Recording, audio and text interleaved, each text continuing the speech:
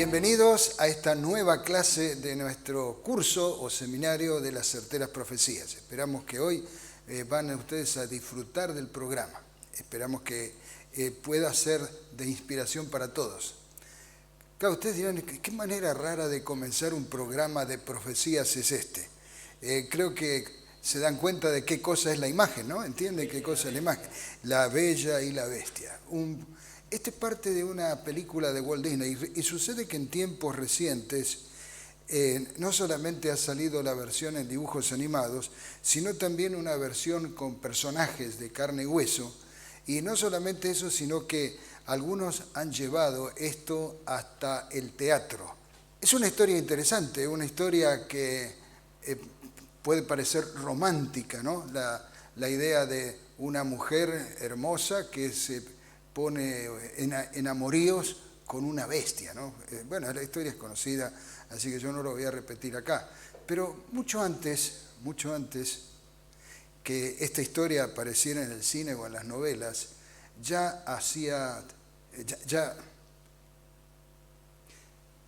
pero mucho antes que esta historia apareciera en las novelas o en el cine, de alguna forma estaba contenida en las páginas de la Biblia.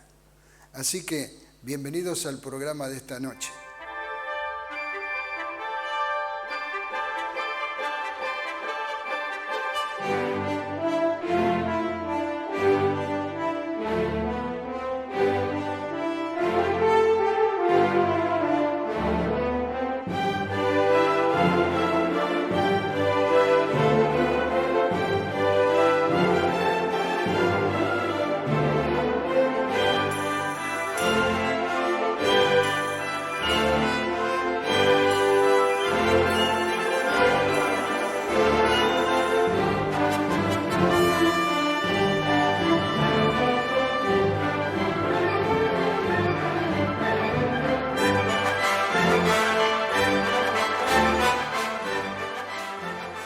La Bella y la Bestia, en la Biblia. Bueno, sí, está en la Biblia. Vamos a tratar de entenderlo.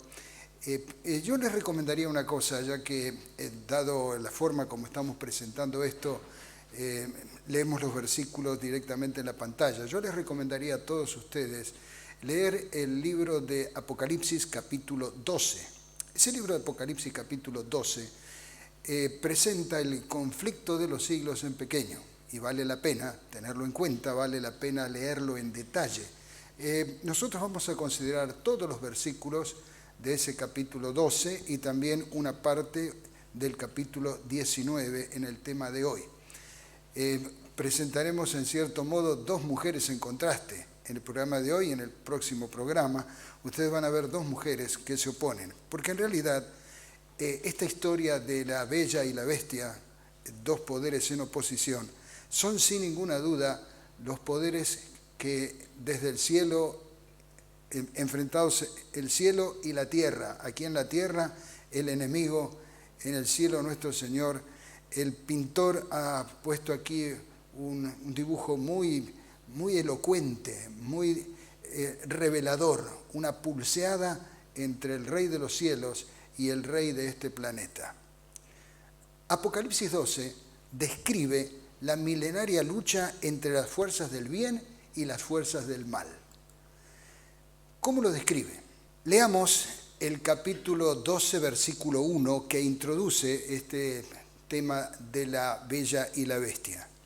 Y una gran señal apareció en el cielo, una mujer vestida del sol y la luna debajo de sus pies, y sobre su cabeza una corona de 12 estrellas. Esta es la visión que Juan tiene de cómo se inicia este conflicto. Una mujer vestida del sol. ¿Qué simboliza la mujer en la profecía? Porque os celo con celo de Dios, pues os he desposado a un marido, para presentaros como una virgen limpia a Cristo. Alegrémonos y regocijémonos y démosle gloria.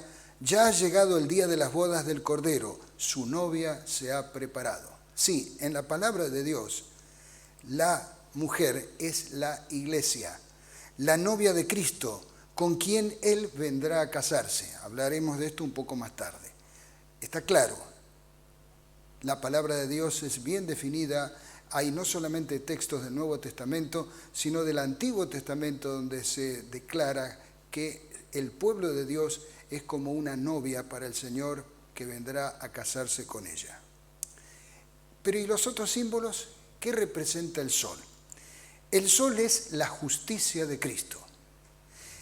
Y la luna, que refleja la luz del sol, son las ceremonias del santuario, del cual hablamos en la reunión anterior.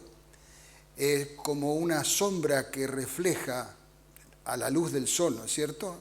El sol ilumina y la sombra es el reflejo. Pues Cristo es el sol y las ceremonias del santuario reflejaban todo lo que estaba ocurriendo allí en el cielo. Ya dijimos que el plan de salvación elaborado en el cielo era de alguna forma reflejado aquí en la tierra. Por eso la luna, que refleja la luz del sol, es el símbolo o el símbolo de todas las ceremonias del santuario. ¿Y las 12 estrellas qué son? Las 12 estrellas representan a los 12 apóstoles, que fueron establecidos como el fundamento de la iglesia. Ahora bien, ¿de qué iglesia estamos hablando? No de cualquier iglesia. Estamos hablando de la iglesia que Cristo dejó en la tierra cuando Él se fue al cielo. Cuando Él estableció la iglesia, a esa iglesia le prometió que vendría a buscar. ¿Cómo era la iglesia del primer siglo? Según el libro de Hechos capítulo 17, versículo 11, la Biblia era su única guía. Ellos, cada cosa que tenían que enfrentar, cada discusión, era fundamentada en la palabra de Dios. Dice en el libro que los bereanos eran más nobles que los de Tesalónica, porque cuando se les decía algo, ellos iban y consultaban cada día las Escrituras para ver si lo que les decían era así. La Biblia era el metro, el patrón con el cual se medían todas las ideas o todas las doctrinas que cada uno podía o quería sustentar. También en el libro de los Hechos de los Apóstoles, en el capítulo 4, versículo 12, a la predicación de Pedro, que estaba explicando la palabra de Dios, él dice: en ningún otro hay salvación, no hay otro nombre bajo el cielo dado a los salvos que no sea el nombre de nuestro Señor Jesucristo. Él es el Salvador, solo adoraban a Jesús. Según Tito 2:13, ellos esperaban ansiosos su advenimiento. Nada más lógico que una novia a la cual se le había prometido que él volvería para casarse, pues que estuvieran esperando. La esperanza adventista era sin ninguna duda la esperanza de la iglesia cristiana del primer siglo. Según lo que dice en 1 Juan 3:22, ellos eran obedientes a los 10 mandamientos. Era una iglesia que tenía en cuenta que los 10 mandamientos no solamente estaban en vigencia, sino que debían ser observados. No estaban solamente como una recomendación o una opción. Los mandamientos no son una opción, son un mandamiento. Los mandamientos no es algo que yo puedo elegir si lo guardo o no lo guardo. Me ha sido mandado guardarlo y el guardarlo tiene una recompensa. El no hacerlo tiene una recompensa, por supuesto, negativa. Un punto importante es que esta iglesia adoraba a Dios en el día sábado y hay testimonios de que así fue. Uno lee en el Nuevo Testamento y se ve la continuidad con la cual se adoraba a Dios el sábado. Pablo, por ejemplo, lo que está registrado ahí en el libro de Hechos 16, tuvo una reunión el sábado con un grupo de mujeres y se lo ve a Pablo visitando diferentes congregaciones y guardando el sábado como era su costumbre. En la iglesia no había tal cosa como un cambio de adoración del sábado a otro día. En 1 Tesalonicenses capítulo 4, versículos 13 al 16, se afirma una verdad también que es muy animadora. San Pablo decía allí que no quería que nosotros nos entristezcamos como aquellos otros que no tienen esperanza. Ellos creían que los muertos duermen a la espera del regreso de Jesús. Por lo tanto, la consoladora esperanza es que no era necesario estar llorando y llorando la partida de un ser querido, sino consolarse en la seguridad de que un día no muy lejano vendrá el Señor para levantarlos. Y el corolario de esto era lo que hacía aquel que tenía esta fe. Se bautizaba, se entregaba al Señor a través del bautismo. Ellos bautizaban a los creyentes por inmersión en el agua. En el texto de Hechos capítulo 8, versículo 26, se cuenta la historia del etíope que iba de camino de vuelta hacia su tierra y en el camino encontraron cierta agua y Felipe y el etíope bajaron al agua y Felipe lo sumergió. Eso mismo ocurrió en otros textos que están registrados, no solamente el caso de Felipe, está el caso del carcelero de Filipo, Lidia de Tiatira y algunos otros que fueron sumergidos, porque esa es la forma. Y he mencionado solamente unos pocos puntos, podríamos mencionar varios más, pero que marcan una diferencia entre lo que uno nota que ocurre en el cristianismo actual y lo que estaba practicando el cristianismo del primer siglo. Pero ahora, después de mencionar la mujer pura, de la cual acabamos de mostrar algunas características que le identifican, seguimos leyendo el texto de Apocalipsis capítulo 12. Leo el versículo 2 y 3. Y fue vista otra señal en el cielo. Y he aquí un gran dragón rojo que tenía 7 cabezas y 10 cuernos, y en sus cabezas 7 diademas. Aquí está alguien que se opone. Ustedes dirán, es la bestia. No, esperen un poquito. Este es quien se opone, el dragón.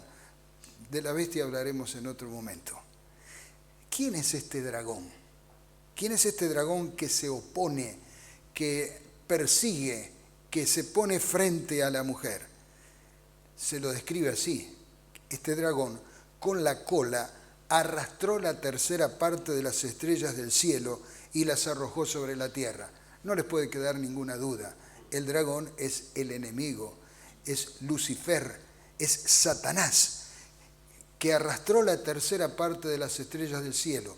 ¿Quiénes son esas estrellas? Los ángeles. Los ángeles que se plegaron a la rebelión, que se unieron con él y que fueron echados a nuestro planeta, donde están hasta hoy. Cuando la mujer estaba a punto de dar a luz, porque se la describe como encinta, el dragón se plantó delante de ella para devorar a su hijo tan pronto como naciera. Esto era lo que el enemigo quería hacer, devorar, destruir al hijo tan pronto naciera. ¿Quién es el hijo? Pues no puede haber ninguna duda. El hijo es nuestro Señor Jesús. El Señor Jesús, cuando nace en este mundo, ya el diablo por supuesto estaba aquí, y él procuró de alguna forma destruirlo. Y nosotros conocemos parte de la historia. Ustedes saben, hasta hoy se recuerda la matanza de los niños inocentes. El diablo procuró destruir al niño manejando un títere llamado Herodes. Cuando Herodes da la orden, no era otra cosa que el títere de Satanás para llevar adelante su plan de devorar o de destruir al hijo. Devorar al hijo, en este caso, fue hecho a través del imperio, no del imperio, sino de la nación. No estoy hablando del imperio romano, sino en este caso del líder que estaba allí puesto por Roma, pero con una responsabilidad limitada que era allí en el área de Jerusalén y la zona. Satanás intentó matar a Jesús a través de Herodes y ¿qué pasó? No pudo hacerlo, porque ya la profecía había dicho esto. Ella dio a luz un hijo varón que gobernará a todas las naciones con puño de hierro, pero su hijo fue arrebatado y llevado hasta Dios que está en su trono. No pudo destruir al hijo. Fue el hijo arrebatado y llevado hasta Dios. Podemos pensar, ¿y la muerte acaso no murió Jesús? Claro que murió. Estaba dentro del plan de salvación. Claro que murió, pero no quedó en la tumba. Al tercer día el Señor resucitó, fue llevado al cielo. Mejor dicho, Él, por su propio poder, fue hasta el cielo. Y como dice aquí, llevado hasta Dios que está en su trono. Ahora bien, ¿qué pasa con el enemigo? Cuando el dragón vio que él había sido derribado en tierra, como no pudo hacer nada con el hijo, ¿qué hizo? Persiguió a la mujer. No pudo hacer nada con el hijo fue arrebatado para el cielo y él pues se enojó y se enojó mucho. Y como se enojó mucho, persiguió a la mujer que había dado a luz al hijo varón. Ya hemos dicho quién es esa mujer, la iglesia. Por lo tanto, ¿qué es lo que hace el dragón? Perseguir a la iglesia.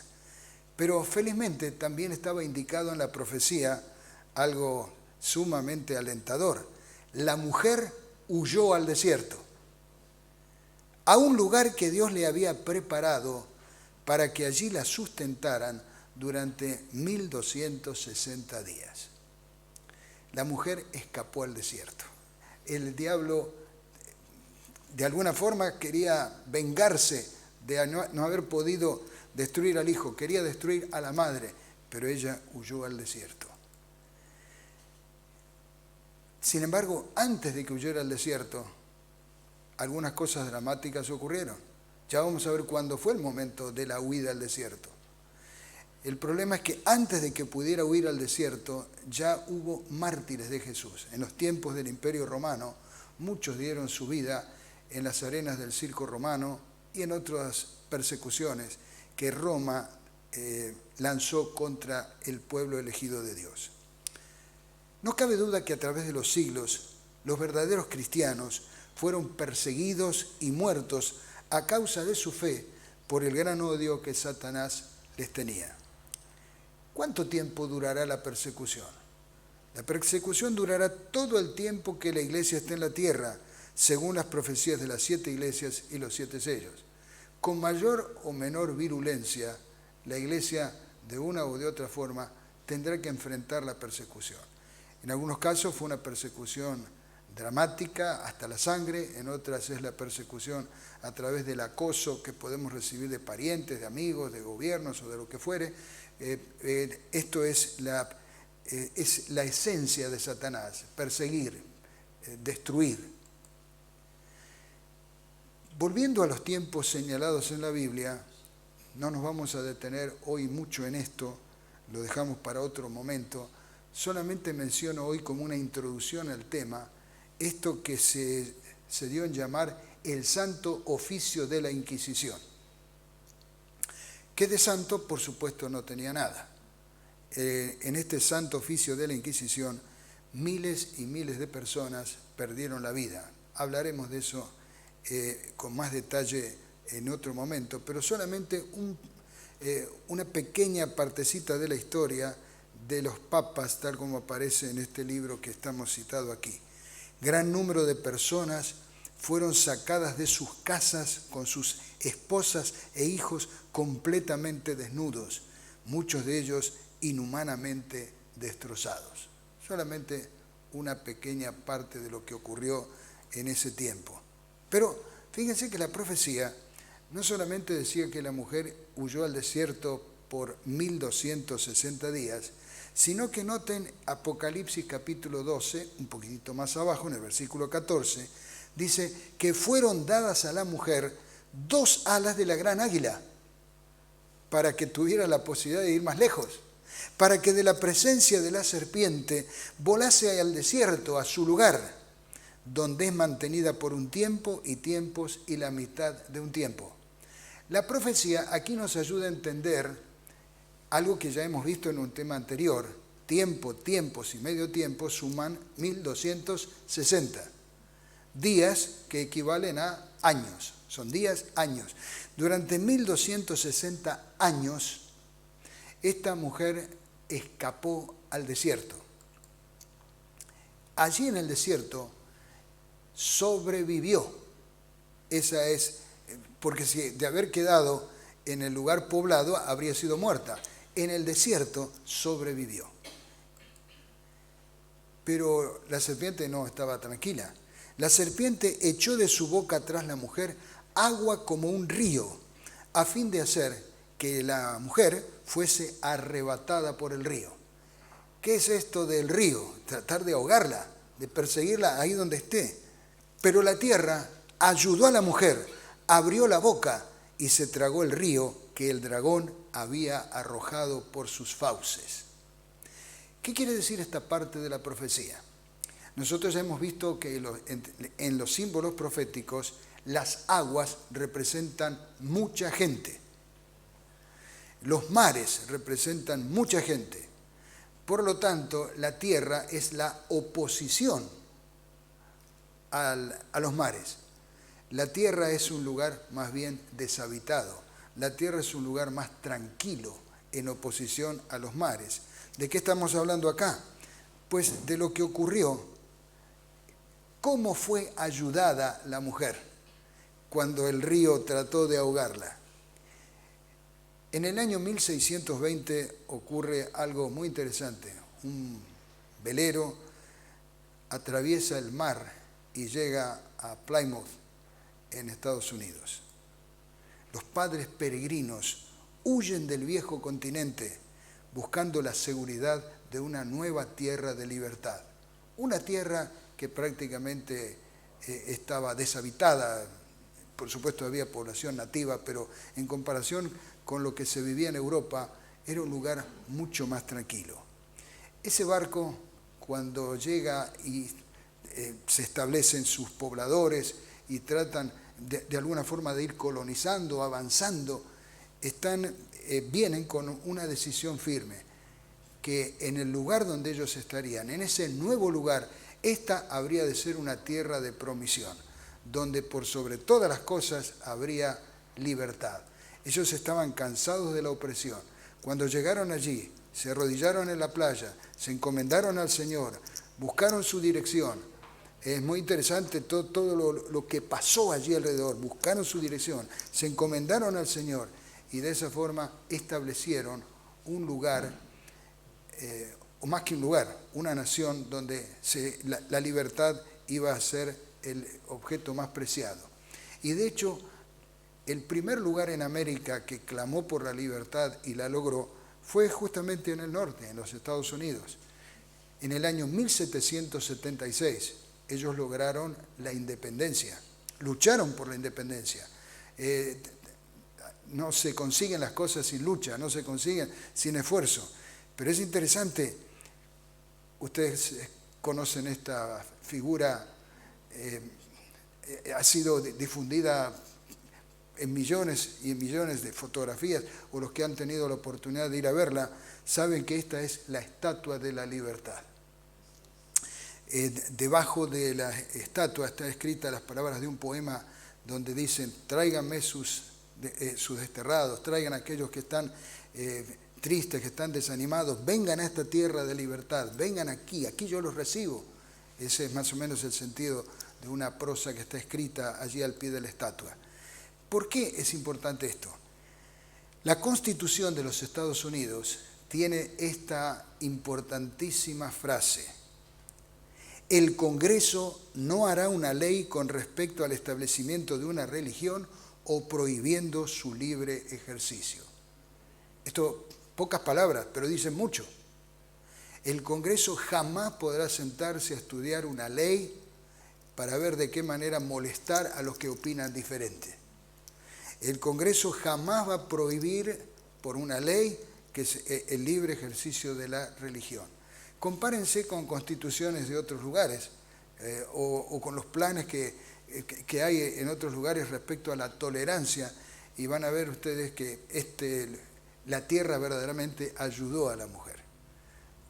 Aquí pudo prosperar, en este continente americano, particularmente en el norte, pudo prosperar la libertad religiosa.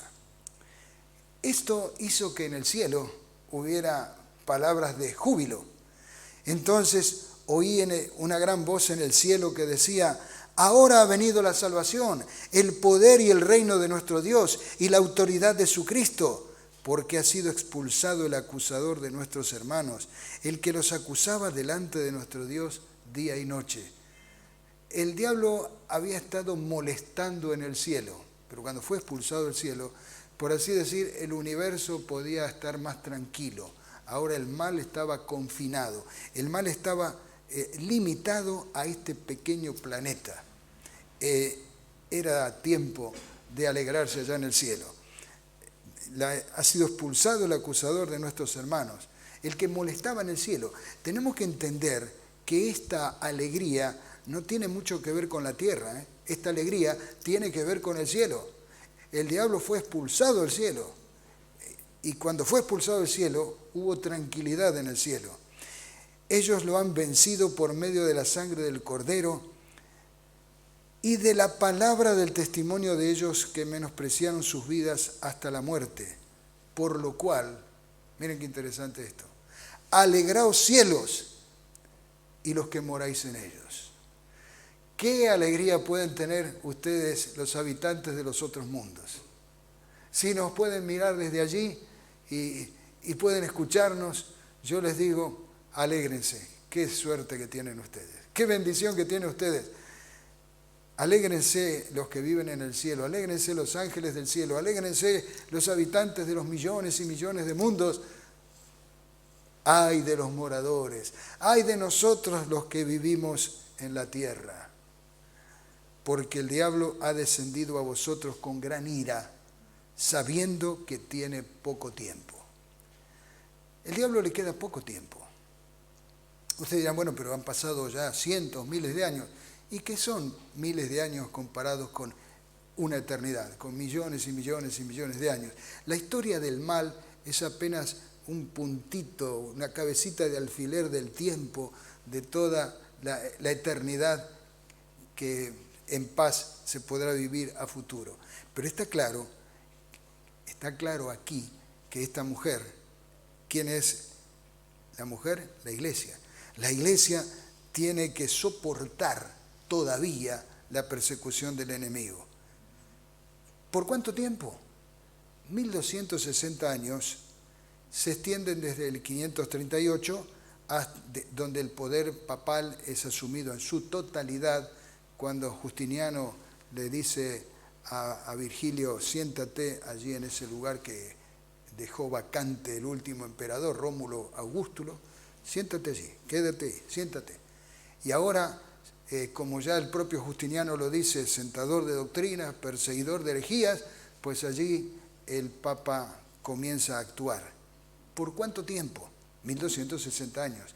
Ese nos lleva hasta el año 1798, cuando justamente ocurre algo verdaderamente asombroso.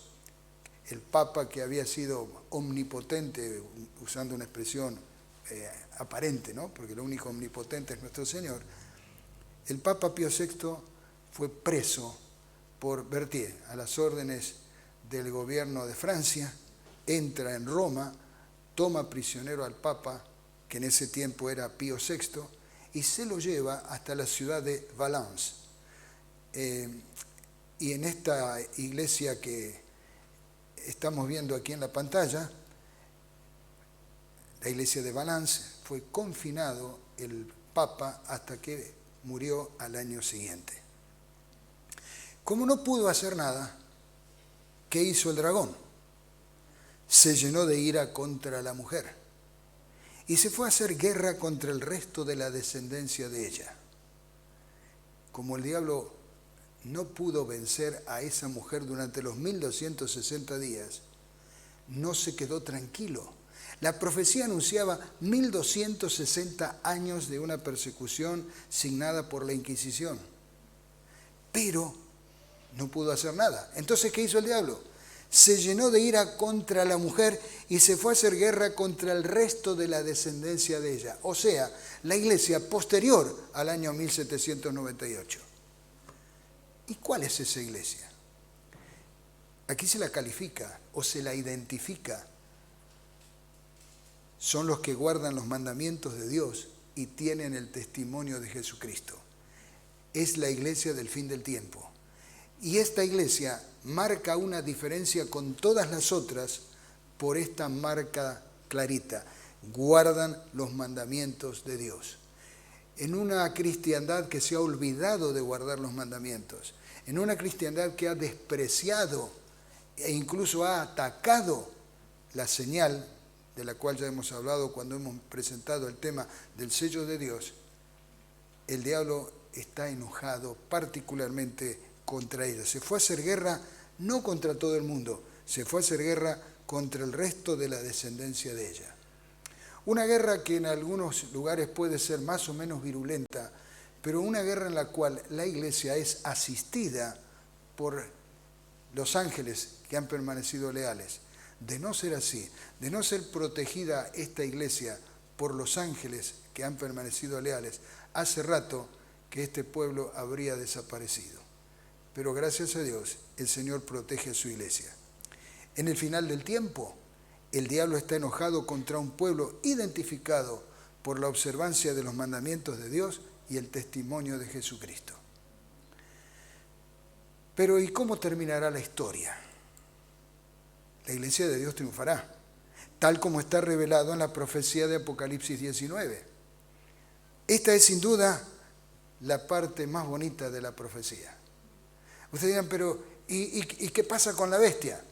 Esta es la bella y está muy bonita vestida de novia. Bueno, este es el tema siguiente. Nosotros hablamos de dos mujeres en conflicto. Por lo tanto, para hablar de la otra mujer, lo estamos invitando a usted para que nos acompañe en el próximo programa. La iglesia de Dios triunfará, tal como está revelado en la profecía de Apocalipsis 19. ¿Qué dice en Apocalipsis 19? Entonces vi el cielo abierto, y he aquí un caballo blanco, y el que lo montaba se llamaba Fiel y Verdadero, y con justicia juzga y pelea.